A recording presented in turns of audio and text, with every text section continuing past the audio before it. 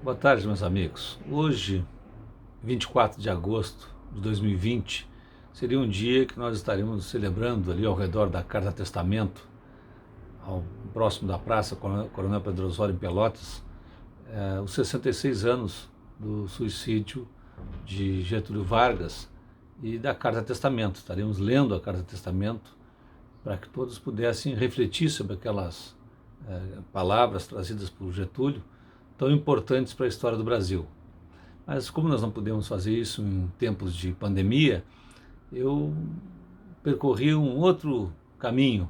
Resolvi fazer uma reflexão sobre aquilo que Getúlio falou para nós aqui em 1950, quando esteve em Pelotas por ocasião da campanha para a presidência da República.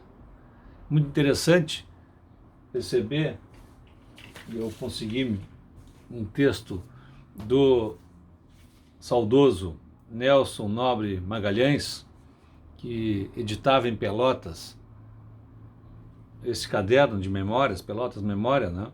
Nesse ano 11, número 4 de 2000, ele trouxe o discurso proferido por Getúlio Vargas na visita a Pelotas, em 25 de setembro de 1950.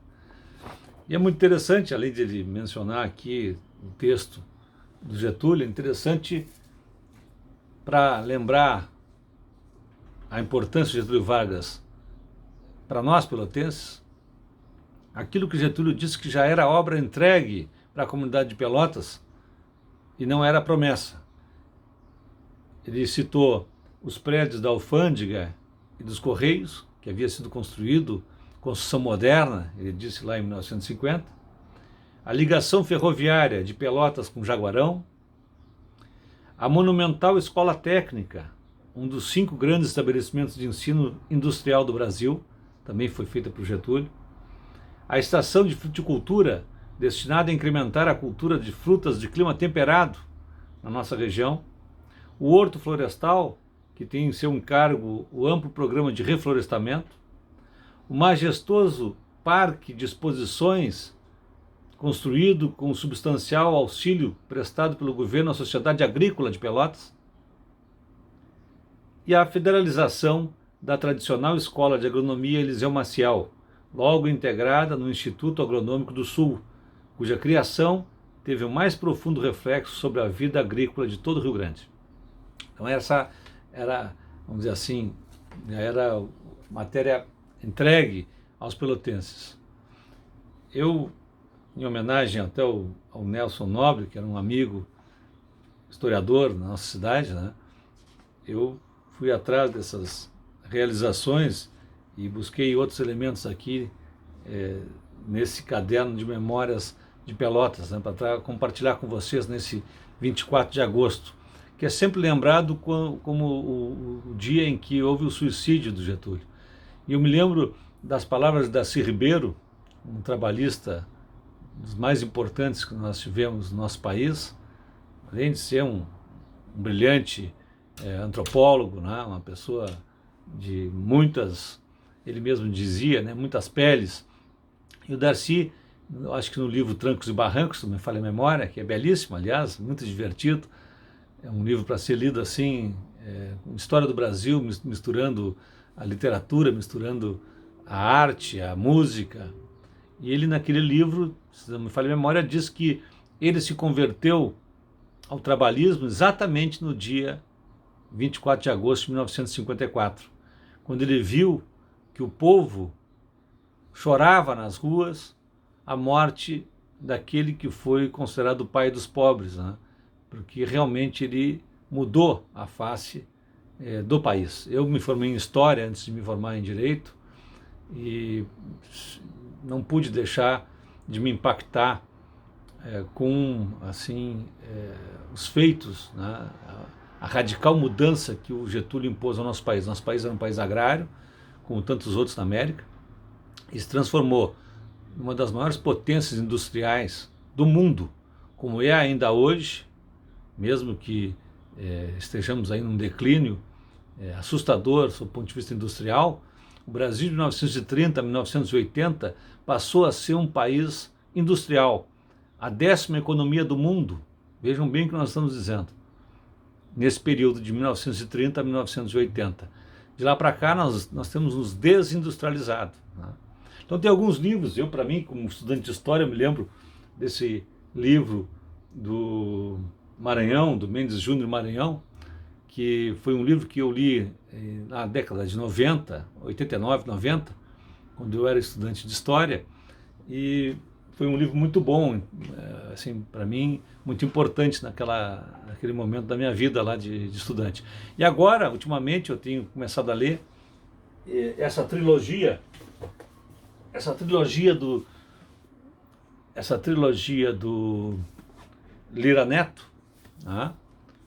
Getúlio. Essa trilogia do Lira Neto que está realmente espetacular. Aliás, o Lira Neto é um sujeito que escreve magnificamente, né?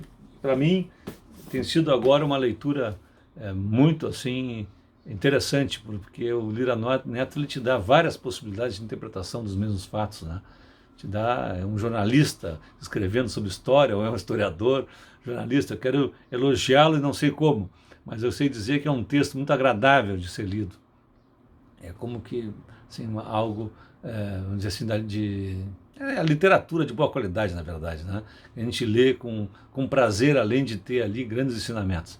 Então, nesse 24 de agosto de 2020, eu como presidente do PDT de Pelotas, eu estou aí, na verdade, lembrando, né, rememorando esse dado histórico e chamando a atenção para esse momento que nós estamos vivendo, né, na vida nacional, que é de desmantelamento de tudo isso que foi o legado de Getúlio, né?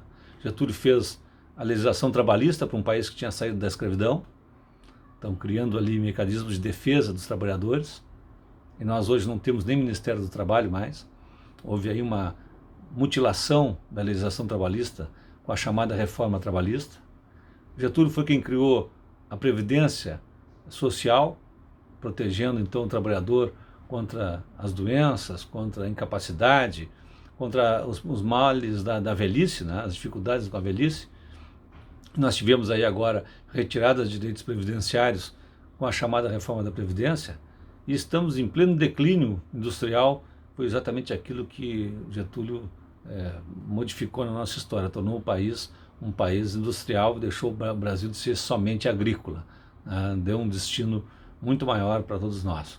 Eu quero que nesse 24 de agosto, então, lembrando desse momento histórico relevante da vida nacional, nós possamos nos inspirar na obra de Getúlio e resistirmos, no primeiro momento, à retirada dos direitos desse estado de bem-estar social que foi sendo construído por Getúlio. E para logo ali adiante, quem sabe em 2022, começarmos aí a revertermos esse processo, elegendo um projeto nacional de desenvolvimento, como o Getúlio fez lá na década de 30. E, aliás, para isso, a leitura